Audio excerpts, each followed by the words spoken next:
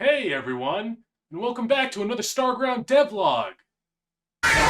Feel free to use the chapters to skip to whatever part of the video you want to see, or just check out the whole thing if you'd like. So if you don't know, Starground is a multiplayer game with automation and roguelike elements. I talked about some of the main pillars for the game in Devlog 0, and I kind of want to harken back to that as we get into what I'm working on this time.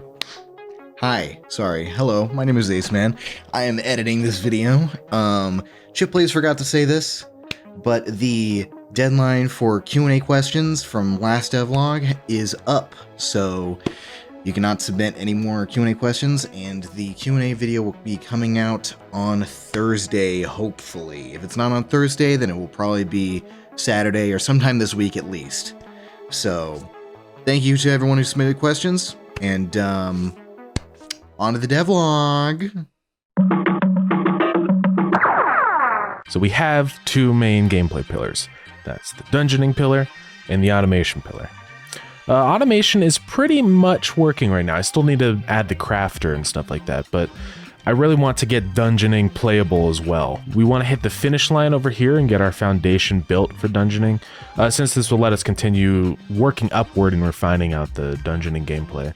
But there's three big obstacles in the way that need to get finished. First, we need to get enemy attack effects done, we need to get the dungeon appearance done, and then we need to get health implemented. So let's start. So enemies can path find and move toward the player right now, which is all good, but the player has to have some visual and auditory feedback for getting hit by an enemy. Because without that, it's hard to tell when you get hit. You want to avoid getting hit at all costs, so I want to make it obvious when it happens so the player can kind of course correct immediately. The attack effect from the enemy is really formed from just a few different main components. First off, the player gets squished down and glows when they get hit.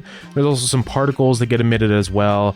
And then the camera does just a little bit of a zoom in every time. And all these combine to make it really obvious that you've gotten hit, which is exactly what I'm aiming for. So back to our roadmap, we can safely cross out enemy attack effects. Next up is the appearance of the dungeons. For a while, the dungeon has just been basic bricks and tiles, which was fine for testing, but it's time to finally form an identity for the first dungeon. My plans with this is essentially thinking of this dungeon as an ancient structure abandoned eons ago, and I wanted to sort of represent that fact somehow. So we'll be making it overgrown with fluorescent plants and fungi. To start off, I changed the tile set and made the bricks and floor tiles bigger. I added some damage variants and overall just improved the look of the dungeon. I made some plant sprites that can be overlaid on top of the floor tiles, and this really helps with the whole overgrown look. Later on, I'll be adding bigger mushrooms and plants that are kind of more in the environment instead of just on the tile set.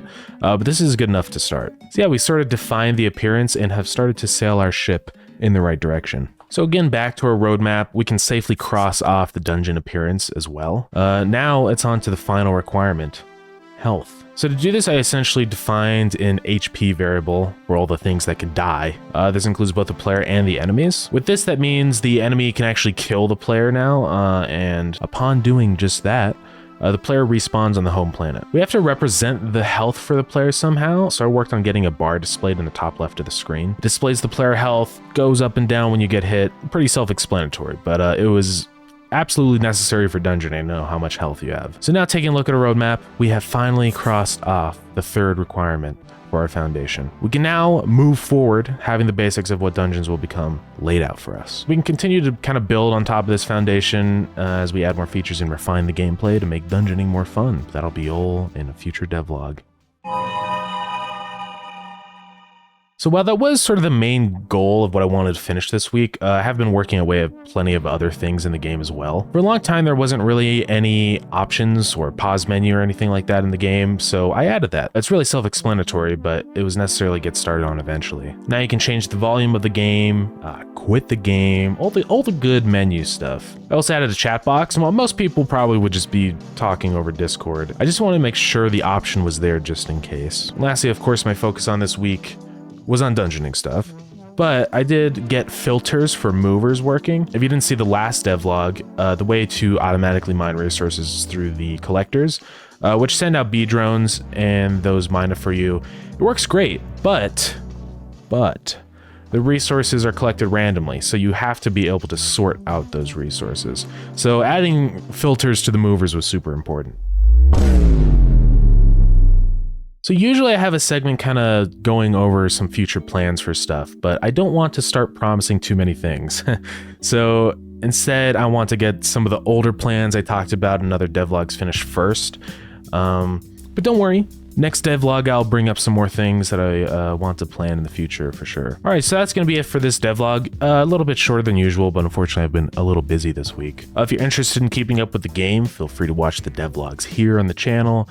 Join us in the streams, and also join the Discord. And hopefully a closed alpha coming to the Discord soon. And if you want to support us, feel free to become a member over at the Ko-fi page. Totally optional, but this gives you access to more detailed kind of behind the scenes videos on the devlogs.